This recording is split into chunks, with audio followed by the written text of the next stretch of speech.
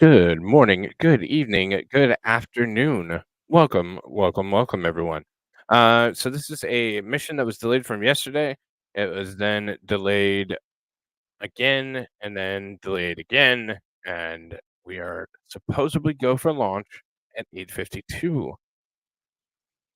Um, so we're coming up on that go time. Uh, and SpaceX is targeting it Sunday, January 14th for a Falcon 9 launch of 23 Starlink satellites to low Earth orbit from SLC-40 or Space Launch Complex 40 at Cape Canaveral Space Force Station in sunny Florida. Liftoff is targeted for 8:52 with backup opportunities available until nearly midnight tonight. Uh, SpaceX will start their webcast 5 minutes before, and that's how we have some indication that we will have a good flight. So we are waiting for a go from there. Checking out Space Launch Delta right now to see what our launch weather is. Because I don't know, they continue to delay the Falcon out of Vandenberg, and I'm not entirely sure. So we shall see.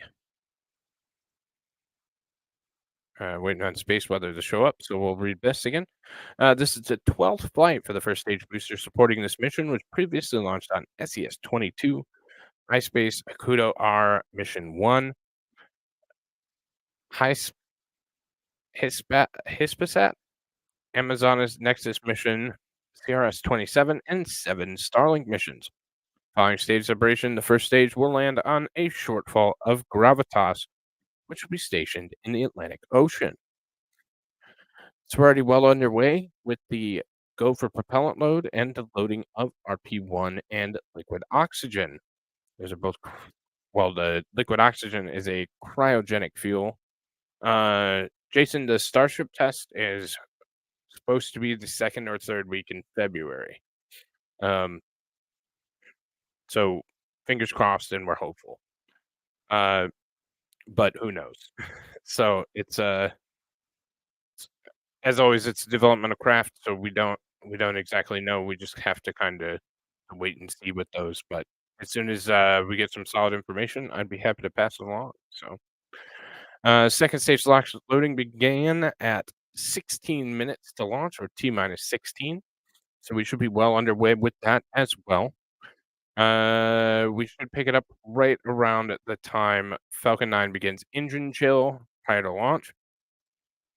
T minus 1 minute, we have command flight computer to begin final pre-launch checks, and propellant tank pressurization begins at that same time as well. 45th wing finally came up. Weather looks good. Weather looks good. So, doo-doo-doo-doo, north, 15% probability of violating weather constraints. Isolated showers, 61 degrees in Florida. It is very close to negative 16 here. So I'd love to be in 61 in Florida. We have some high level clouds, but nothing that is incredibly concerning. They don't list a backup because there's an 80% primary delay or probability of violating if it goes to another day. T minus 45 seconds, SpaceX Launch Director verifies go for launch. T minus 3, engine controller commands engine sequence start, and liftoff at zeros. We're going to have much more of a straight up and down trajectory instead of the one with the heavy right gravity turn that we've been seeing. I don't know what the change is. I don't know what the difference is. Um, Give me one quick moment.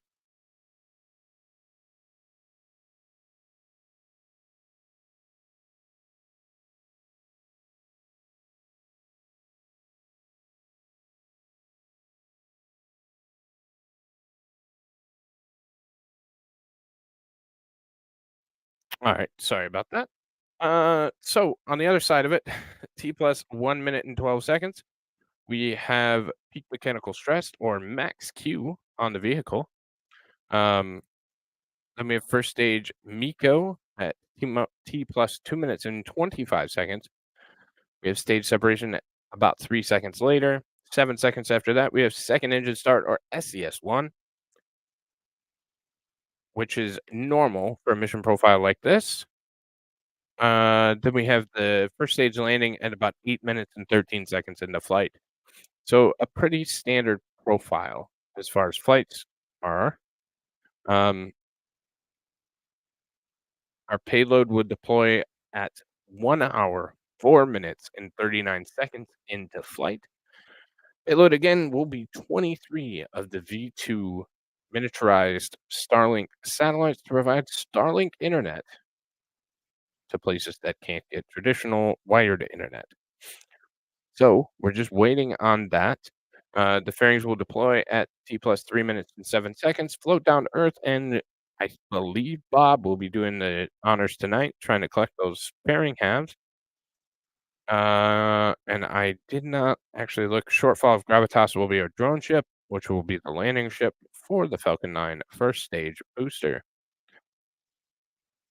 We're still waiting on SpaceX's feed to start. Once we do that, I will certainly bring it up. Till then, we do have a very interesting SpaceX flight coming up this week, and that will be, my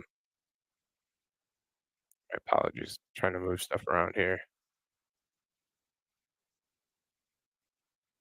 So our launch schedule, we will have the Falcon 9 Axiom 3 mission, which will be a crewed mission. That will be on Wednesday, January 17th. Launch time is about 5:11 Eastern time. After that, we'll have the Falcon 9 NG-20 that's scheduled. Then we have a bunch of international launches. We have the Long March 7 for the Chinese Space Agency. We'll have an Electron Curie, the Four of a Kind mission that will be from New Zealand. Virgin Galactic will be launching Spaceship 2 from Truth or Consequences, New Mexico. Actual name of the town. I've been to their launch site before. It's called Truth or Consequences. And that's kind of what we got coming up for spaceflight in the coming weeks. Put out a video the other day of what is to come in this week in spaceflight. And just like that, we have an uplink from SpaceX. So we're trending in the correct direction. As we wait for them to start. And there is the beautiful rocket. We are right on time, T-minus 4 minutes and 55 seconds. Our next major milestone will be that strong backward track. It's about 3 or 4 degrees back to free up the rocket. And then once we get closer to launch, it will go all the way back to 15 degrees to make clear for the rocket to launch.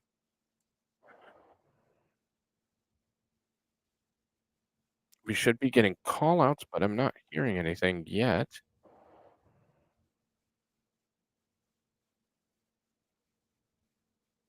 Well, that's almost better. I'd prefer no call-outs, actually. Unless somebody can hear audio and it's just me that can't hear it, which could be because I have a weird setup right now because of other things. So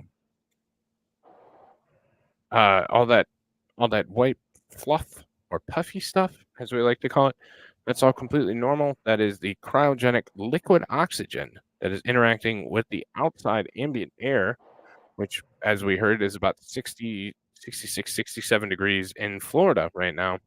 And it is condensing. It is perfectly normal to see the fluffy stuff or puffy stuff on the outside of the rocket. Those vents are all normal. They're all pressurization and filling vents. If you keep putting these volatile fuels in a pressurized system and just keep filling it up without venting, then you could have explosions, or you could have, valves that blow, or all that kind of thing. So, I'm surprised we don't have audio. If you can hear audio from the video, please, somebody just give me a quick, yep or nope. in the chat. Stage 1 LOX load complete. I can hear it now. It's just really silent. It's really quiet. So, and unfortunately with this setup, I'm not going to be able to, well, here, let me see.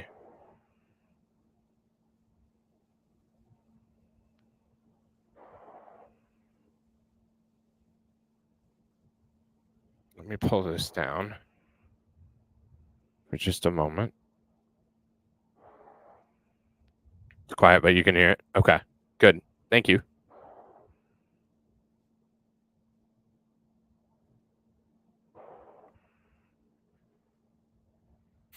It doesn't tell me which application it's on, so it's difficult for me to notice which one to turn up.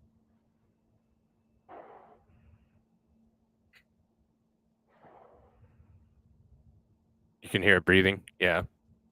Many have called it kind of a heartbeat, or breathing, that kind of thing. Stage 2 LOX load complete. Now we have LOX load complete on the second stage of the rocket. So we have first and second stage full of fuel, ready to go. So now we just wait another 45 seconds here until the rocket takes control of the count and the fuel tanks are pressurized for flight. Another thing with the design of the SpaceX rocket, the steel that they use, or the ground gas closeouts.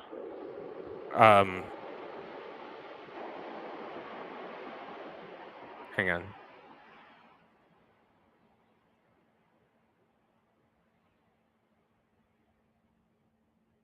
Okay, so yeah, just a normal pressurization vent. So we're about 7 seconds away. So anyways, the tanks, when they pressurize and when they have the crowd fuels, they actually get stronger, and it holds the rocket up, more rigid for flight conditions. So, so we are in startup, waiting for go for launch call out.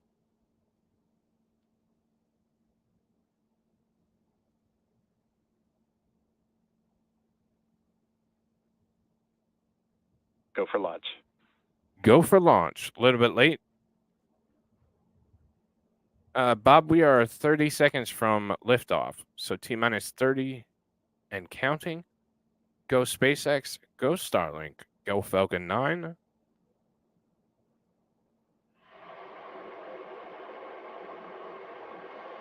They do not use stainless steel on this one. They use aluminum. That's why I caught myself. They use stainless steel on the Starship, but they use aluminum on this one.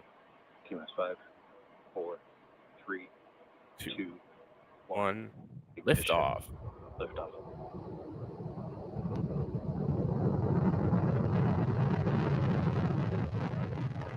Stage 7, section 43, post-launch missions.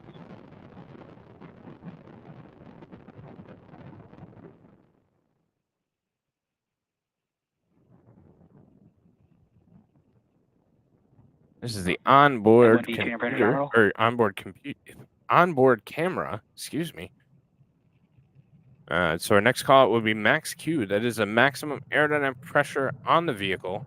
Actually throttled down. SpaceX is semi-unique in that. Actually throttled down the engines to punch through max Q to reduce the aerodynamic stresses on the vehicle. Falcon 9 power and telemetry are nominal. They do look really cool at night.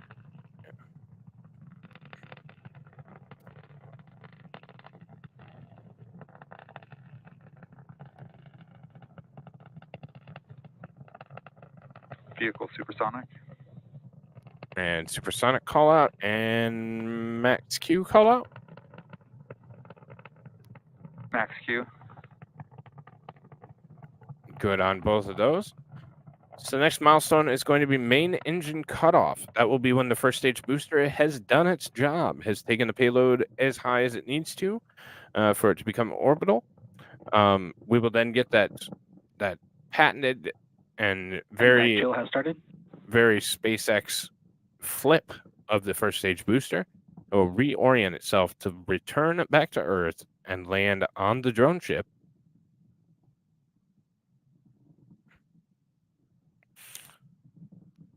As I've said, you can see that we're getting further up in the atmosphere, and the atmosphere is getting thinner and thinner by the plume of those Falcon 9 Merlin engines, so the 9 Merlin engines on that Falcon 9 first stage, because you can start to see the plume start to spread.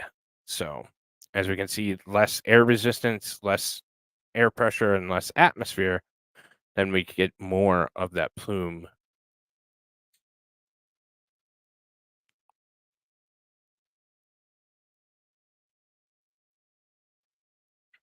This one has self-balancing, yes. Yes, it does. And Stage there's separation stage confirmed. separation, good stage step. So we go from the 9 Merlin back startup. engines on the first stage, which are optimized for sea level, optimized for the pressures of Earth. And then we go to 1 Merlin vacuum engine, optimized for the vacuum of space. Obviously, you're losing a large portion of the rocket, so you can have less. And the second stage engine is far more efficient in vacuum. So now we're getting a split screen. You can see the inside of the fairing, which is about to deploy. Fairing separation confirmed. And that stack of satellites will be exposed to the vacuum of space until they are let out to go into their orbits. On the left side, we'll start seeing that first stage booster returning back to Earth.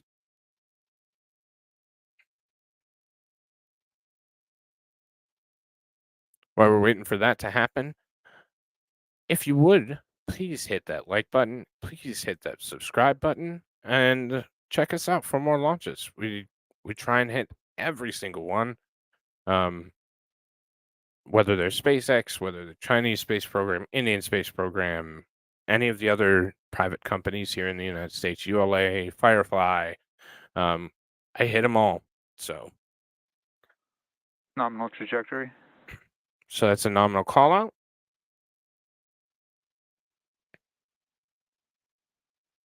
So on the left, the telemetry is going to do some interesting things. So we're going to see it slow as it's doing its flip.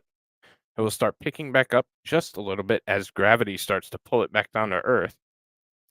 After that happens, we'll see that entry burn, and it will bleed off about 2,000 kilometers of speed, somewhere in that general vicinity, depending on trajectories. We'll then see the speed pick back up again, and it will start picking up speed very slowly until we start encountering atmosphere. Once we start encountering atmosphere, you'll see the speed bleed off, and the atmosphere actually does most of the work to slow the vehicle down. The FCC that SpaceX has made their first hack. Yeah. It's incredible. Well, thank you, Bob. Good to have you.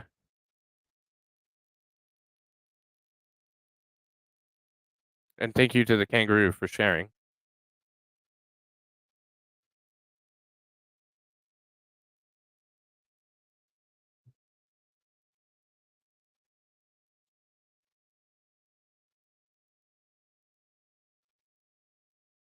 So there we go. You see that speed picking up on the left side.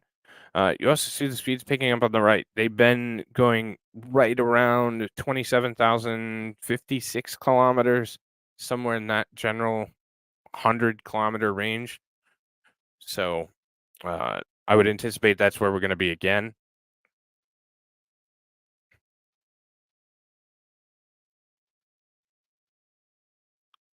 Stage 1 FTS has saved. Stage 1 entry burn startup. And there's our entry burn. So that's 3. Well, depending on your flight profile, 1 to 3 Merlin engines. And again, it's just to slow it down. It also thermally conditions the engines to protect them for future flight. Stage 1 entry burn shutdown. And there we Stage 2 are. FTS has saved. Right around that 5,000 kilometer mark per hour Nominal mark. trajectory. And again, we start seeing it pick up speed. And like I said, you'll notice when we start encountering atmosphere right here, because then the speed bleeds off fairly quickly.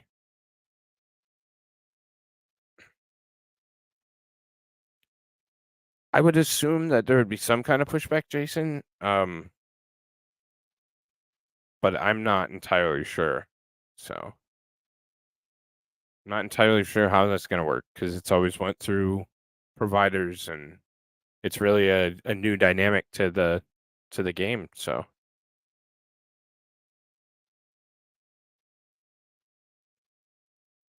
we're not getting Stage camera 1 views. transonic. It's mostly dark because it's it's late, but hopefully we get to see a landing burn.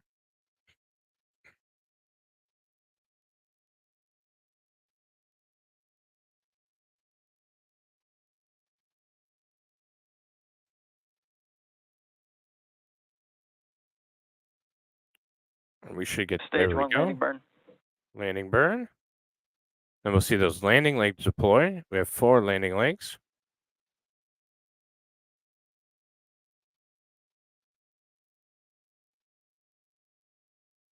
Stage 1 landing leg deploy.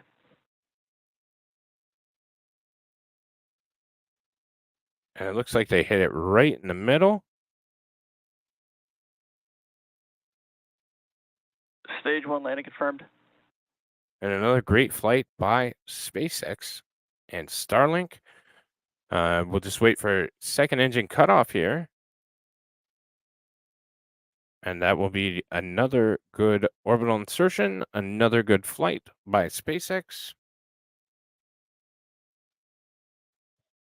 MVAC shutdown. Oh, they almost hit it perfect. 2756. They went a little faster. It happens. But, ladies and gentlemen, as always, thank you so very much for watching. We look forward to seeing you at the next launch. And I hope everyone has a wonderful evening. Stay warm, and I'll catch you next time.